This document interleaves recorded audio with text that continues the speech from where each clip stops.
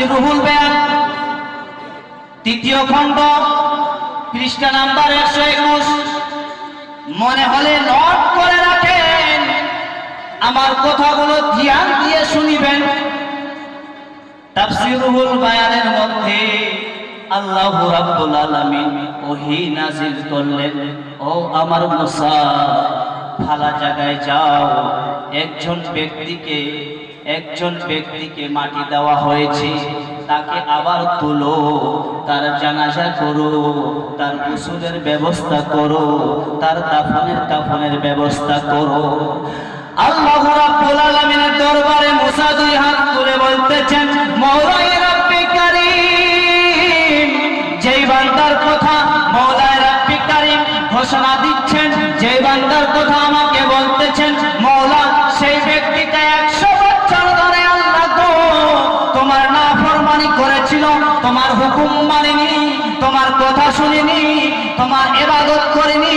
ও মওলাই রাব্বি কারীম, সেই ব্যক্তিকে আমি কিভাবে তার জানাজা পড়াবো? আল্লাহু আকবার। হযরত মুসা আলাইহিস সালাম বলতেছেন, কি বলতেছেন বাবা? আল্লাহ, ওই ব্যক্তিটা তো তোমার 100 বছর ধরে মাওলা তোমার নাফরমানি করেছে, কোনোদিন ইবাদত করেনি, কোনোদিন বন্দেগানি করেনি। আল্লাহ, সব সময় তোমার নাফরমানি করেছে। আজকে আমি তার জানাজা দিব, আজকে আমি তার গোসল কাফনের ব্যবস্থা করব, কারণটা কি? আল্লাহ রাব্বুল আলামিন ঘোষণা দিলেন, মুসা যাও তাড়াতাড়ি করে। যাওয়ার পরে জানাজা করলেন, দাফন কাফনের ব্যবস্থা করলেন। দুই হাত তুলে আল্লাহর নবী মুসা দোয়া চাইতেছেন, মওলাই রাব্বি কারীম, ব্যাপার বুঝলাম না।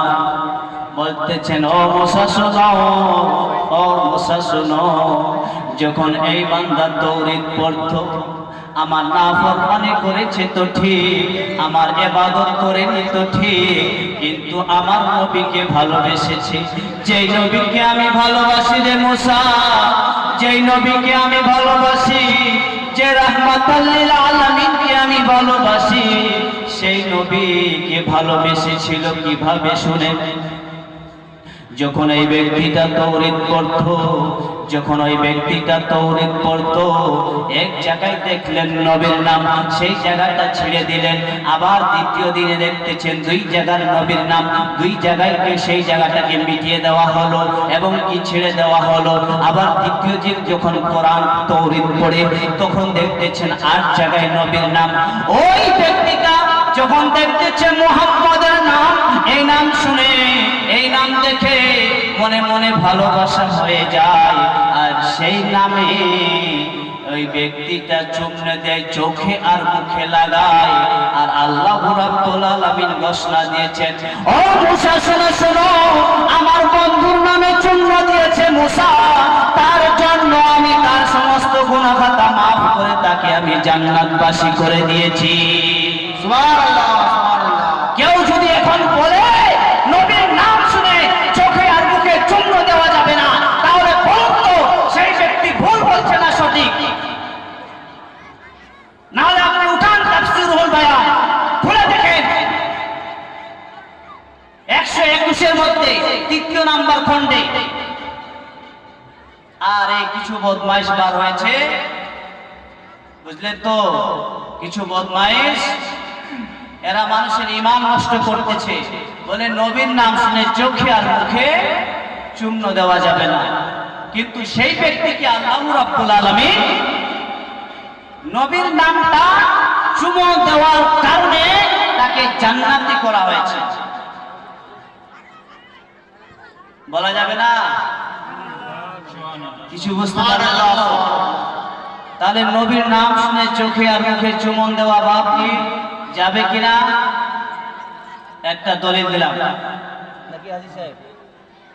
দলিল দিয়ে কথা বলছি, শুনেন। তাফসীর রুহুল বায়ান 3য় খণ্ড 150 নাম্বার পৃষ্ঠা,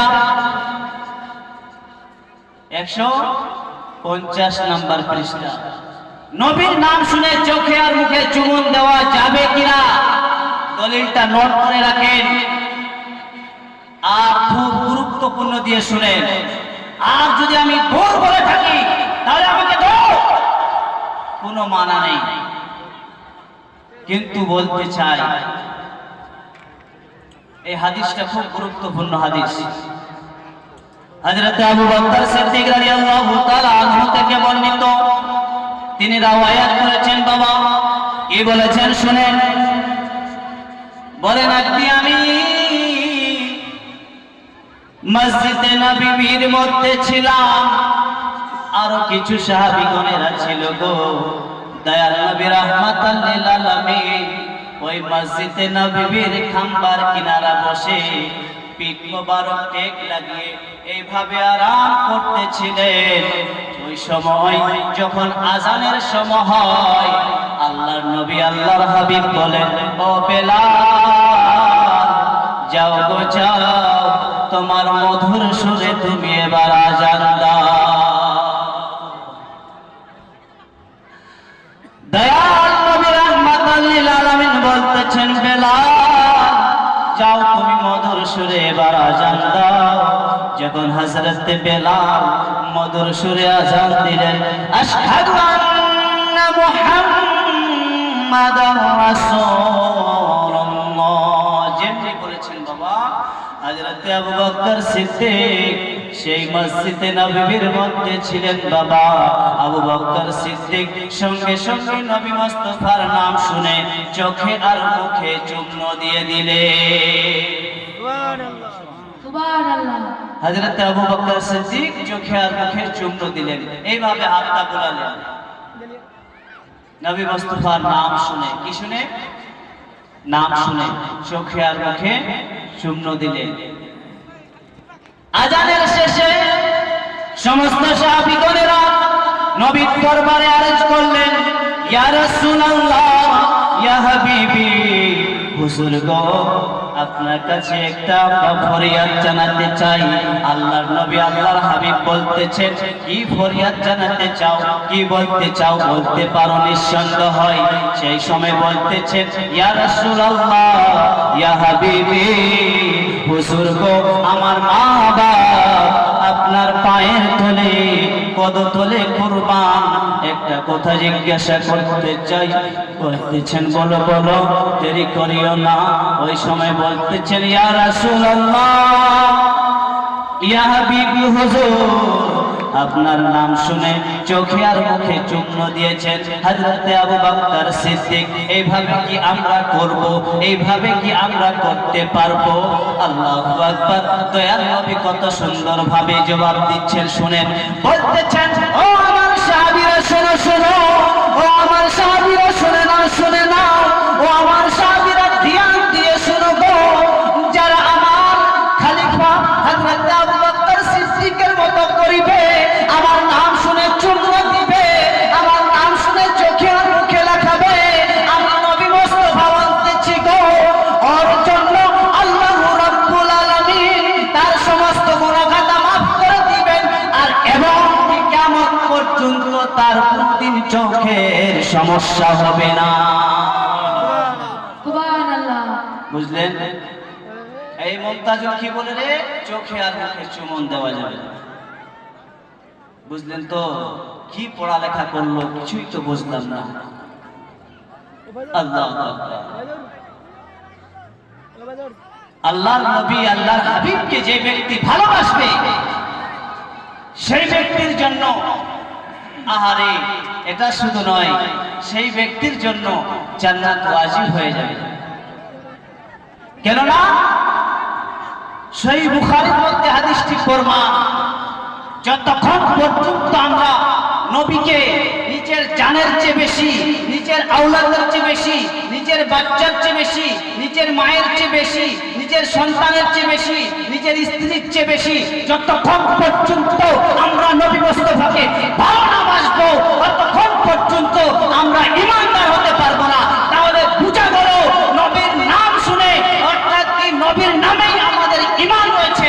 সর্বপ্রথম আমাদের কর্তব্য হলো নবীকে ভালোবাসা। মন যদি দিতে হয় নবীকে দিও, ভালো যদি বাঁচতে হয় নবীকে বেশো। বুঝা গেল? এই বুঝে গেল বাপ? তাহলে আমরা নবী মুস্তাফার পাগল হব কিনা, দরকার আছে কিনা? নবীর প্রেমিক হয়ে যান, নবীর আশিক হয়ে যান, নবীর দিওয়ানা হয়ে যান, ইনশাআল্লাহ ইনশাআল্লাহ দোনো জাহানের মধ্যে আপনার কামিয়াব হয়ে যাবে। বুঝলেন তো? তাই বাপ দুইটা দলিল দিলাম, নবী মুস্তাফার নাম শুনে চোখে আর মুখে চুমন দেওয়া যাবে কিনা, দুইটা দিলাম। 3 নাম্বার দলিল শুনে বলছে নবীর নাম শুনে চোখে আর মুখে চুমন দেওয়া যাবে না। এবার দলিল শুনে, হযরত আদম আলাইহিস সালামকে আল্লাহ রাব্বুল আলামিন যখন দুনিয়ার বুকে প্রেরণ করলেন, দুনিয়ায় যখন পাঠালেন, আমরা কম বেশ সবাই জানি, তখন আল্লাহ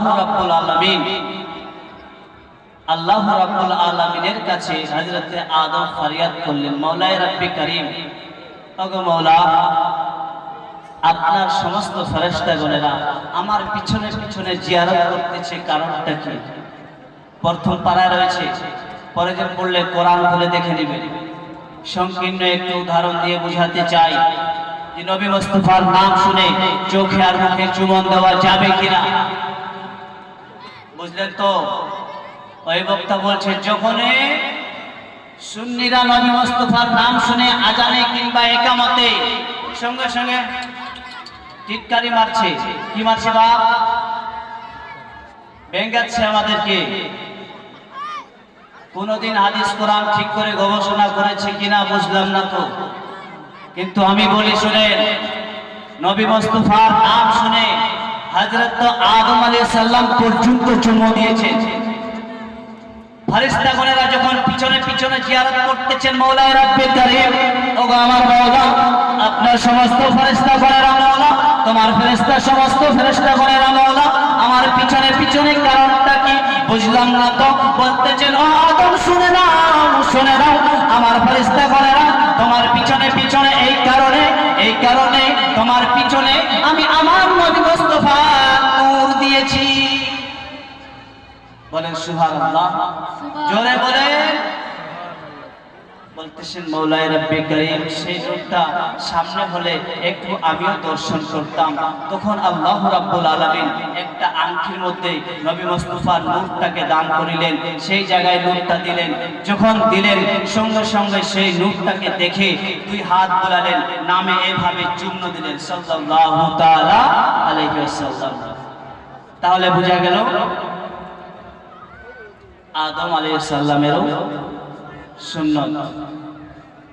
ও বাবা সিরা, আমার ভাইয়েরা, তাই বলতেছিলাম ঈমান হারা করিবেন না, আপনারা এইরকম বক্তব্য শুনিবেন না যেই বক্তব্যে আপনার ঈমান হারা হয়, ঈমান নষ্ট হয়, ঈমান ধ্বংস হয়।